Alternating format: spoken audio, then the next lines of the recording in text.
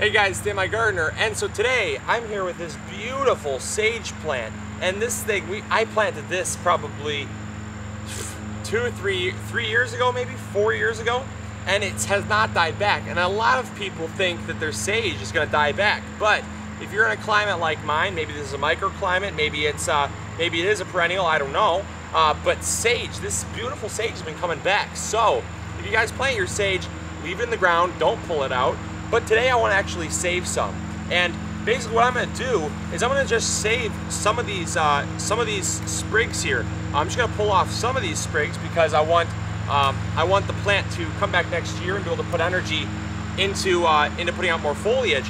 But I want to save some of these sage sprigs for in the wintertime when it's not growing. So let's take these inside and I'll show you guys how I dehydrate them.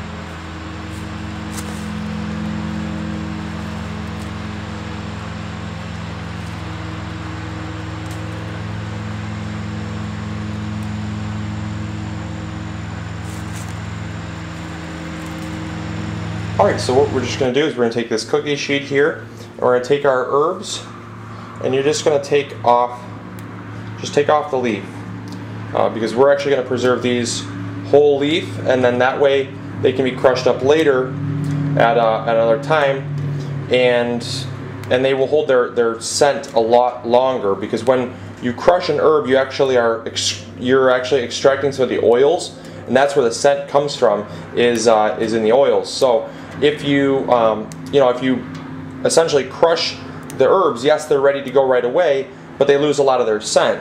And also what we've done is just set the oven to the lowest setting possible, which is just the warm setting. It's probably like maybe 150. It doesn't really have a temperature because our oven is kind of old, but it's the warm setting, or in your sense, if you have a newer oven, just set it to the lowest temperature possible, and then basically just crack the oven door even a little bit as well, just to let some of that extra heat out. And so I'm just going to continue to pull these off here, and then when we're all done, I will actually just pop it in the oven, and then you want to check it about every 5 to 10 minutes, depending on the water level, or like the water content in the leaves. If you can see that they're really succulent leaves, check them every 10 minutes because it's going to take maybe 20-25 minutes to dry them out well, but you want them to be crisp. You want them to be very brittle, so that way when it comes time to storing, there's no moisture in them, because if there's moisture, they're going to actually rot, and that's never good. But I did think I'd tell you guys, whoopsie, missed right there, I'll grab that later.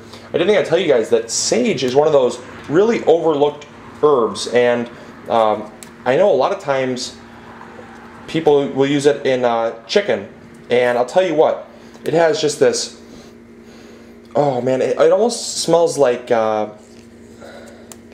pine needles.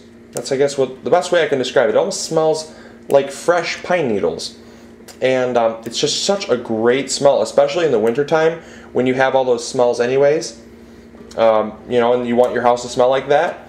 Use some of this in your cooking, and your guests are going to love it, and it's going to be able to store a long time. Obviously, herbs don't store forever, but they're going to store for the foreseeable future, or at least until you can get your sage plant up and growing again. So, that's literally as simple as that. I'm just going to finish this up, pop it in the oven, like I said, and check it every 5 to 10 minutes, and then we'll store it in a airtight container until we're ready to use it. Alright, so this is what you're going to end up with. This was after about 30 minutes, and as you guys can see, it's very brittle, and it pretty much just falls right apart. So this is actually done a little bit more than you would like, but you don't want it to be, you don't want it to be not done enough. So I'd rather overdo it, because as long as it's not burnt and they still have their original colors, they're going to be great. And see, I mean, they just break so easily, and they barely take any pressure to just crack. So what I'm doing is I'm just going to let them cool on this tray right here that I actually dried them on, and then I'm actually going to just put them in a herb container, and then obviously I'll just seal the lid and it'll be done, and we can have some fresh sage into the winter, and you really don't need all that much. So, you know, from what we got here, this is going to last us plenty into the winter, especially because one piece will do you totally fine. So again, that was about 35 minutes, I would say, from the point that I put them in. They took a little bit longer because I had a few of them overlapping. Ideally, you don't want any of them overlapping because the humidity will like soak into the one above it, and then it'll just take longer for them all to dry. So it did, but you know, all in all, I still got it done.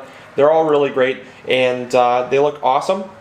So, like I said, hopefully you guys enjoyed this episode. Hopefully you guys learned something new. And as always, MIgardener reminding you guys to grow big or go home.